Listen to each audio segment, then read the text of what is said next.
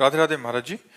महाराज जी, लोग तीर्थ स्थान पर तीर्थ याटन करते हैं, जबकि भगवान सभी जगह है, कन कन में है। तो धार्मिक स्थलों पर जाना चाहिए या नहीं महाराज जी?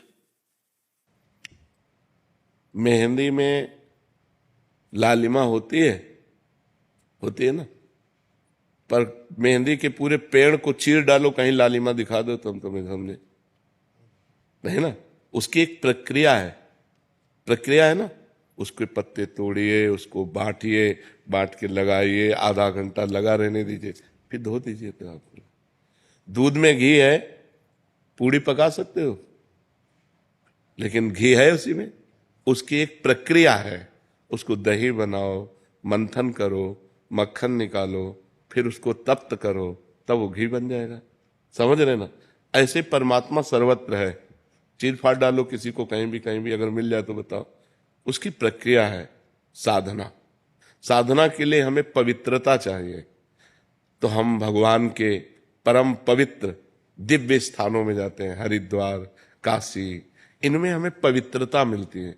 जब हमारा हृदय पवित्र होता है तो हमारे अच्छे भाव होते हैं तो वो भाव भगवान को समर्पित हो जाते हैं और हमें भगवान का अनुभव हो जाता है। जब हमारा भाव बन जाए ना, तो हम कुत्ते से भी भगवान प्रकट कर सकते हैं।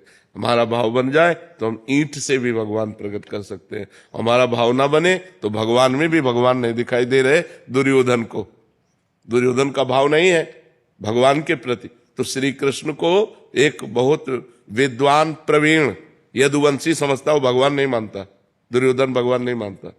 जब भगवान ने विराट रूप दिखाया तो बंदी बनाने की कोशिश की। वो भगवान को मनुष्य मानता रहा, कभी भगवान नहीं माना। तो बात समझ में नहीं। ये जो तीर्थ बने हैं ये पावर है, अध्यात्म के पावर है। जैसे गंगा जी नहा के आप देखो कैसा लगता है, एकदम फ्रेश, लेकिन नियमानुसार। अब गए कुल्ला कर रहे हो, थूक रहे हो और मल रहे हो, साबुन लगा रहे हो, कोई अनुभव नहीं होगा। गए साष्टांग दंडवत किए, माथा में जल रखा और गए चुपचाप 5, 7, 11 डुबकी लगाई, एकदम बाहर हो गए। देखो एकदम आनंद आएगा। वृंदावन आयो, परिक्रमा लगाओ, बिहारी जी के दर्शन करो, किसी का दिया हुआ कुछ खाओ मत, रजरानी लगाओ, नाम जप करो। जब जाओगे तो एक अच्छा अनुभव होगा, एक आनंद अनुभव होगा। अब यहीं आओ, इधर उधर सब गंदगी करो, तो जब जाओगे तो कुछ हाथ नहीं लगेगा। ये परम पवित्र स्थान बनाए गए हैं कि हमको अध्यात्म का सहयोग मिले। हमारे जो गलतियां हो गई, पाप हो गए, वो नष्ट हो जाए। भगवान सर्वत्र है, पर जैसे दूध में सर्वत्र घी है, दूध से काम नहीं चल सकता। उसका प्रक्रिया, तो ऐसे प्रक्रिया का मतलब साधना। तो साधना का प्रारंभ करने के लिए हमें जो पवित्रता चाहिए, वो गंगा है, काशी है, जो बड़े बड़े तीर्थ है, इनमें इसीलिए जाया जाता है कि हम गृहस्थ हैं, हमसे कोई ना कोई पाप बन जाते हैं। तो इन तीर्थों में जाने से हमारे पाप नष्ट होते हैं, हमारे पुण्य बनते हैं, हमारा हृदय पवित्र होता है। अवश्य जाना चाहिए, पर जिस पद्धति से रहना उसी पद्धति से रहना। हर तीर्थ में एक दिन उपवास करना चाहिए। अगर 3 दिन वास करे तो एक दिन उपवास करना चाहिए, दूसरे दिन फलाहार करना चाहिए, तीसरे दिन अन्नाहार करना चाहिए। एक दिन तो प्योर पूरा ऐसे जल पे रहना चाहिए, या ऐसे कष्ट सहना चाहिए तीर्थों में जाकर। एक दिन उपवास करो, वृंदावन की परिक्रमा करो, बिहारी जी के दर्शन करो, यमुना स्नान करो, यमुना जी के पास बैठकर नाम कीर्तन करो, नाम जप करो, ये कमाओ। जो तीर्थ स्थानों में परम पवित्र भाव कमाए जाते हैं वो एक, लेकिन बड़ा विचित्र है। यमुना किनारे भी बैठकर गंदी बात करेंगे, यमुना किनारे भी बैठकर गंदी क्रियाएं करेंगे, इधर उधर सब गंदी बातें करेंगे, तो धाम का फिर लाभ कहाँ मिल पाएगा। तो समझ पाते, जरूर जाना चाहिए। और महाराज जी, जैसे इतने बड़े बड़े तीर्थ स्थल है, कभी कभी वहां पे अनहोनी हो जाती है, इंसान भगवान को पाने जा रहा है। आप हमारी बात सुनो। अनंत जन्मों से भटका हुआ जीव, शरीर तो छूटना ही है, राइट टाइम है शरीर का।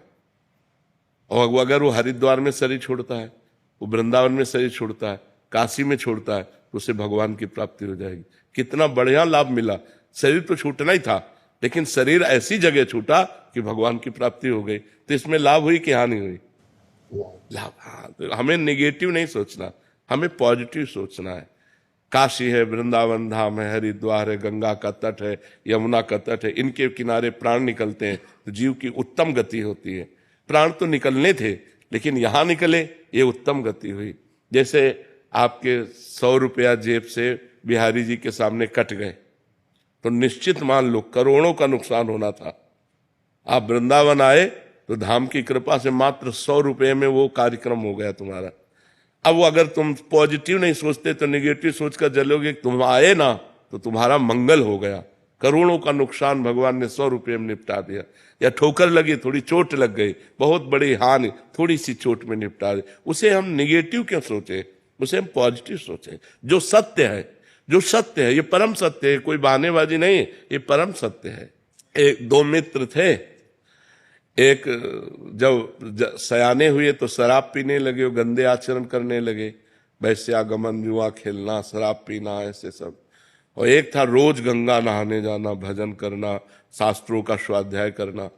तो बहुत दिनों के बाद दोनों मित्र मिले, दूर से देखा वो गंगा नहाने वाला आ रहा है, और उसने देखा कि वो हमारा मित्र जो भटक गया गंदे आचरणों में वो आ रहा है।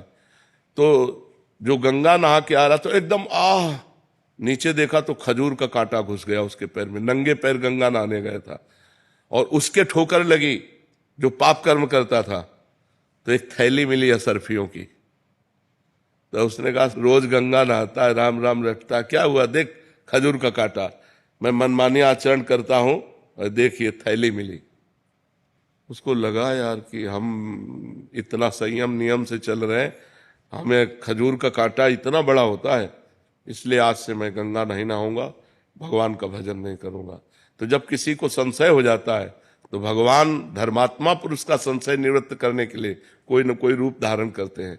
चाहे वो ग्रंथ रूप मिल जाए या कोई संत मिल जाए, तो भगवान एक संत के रूप में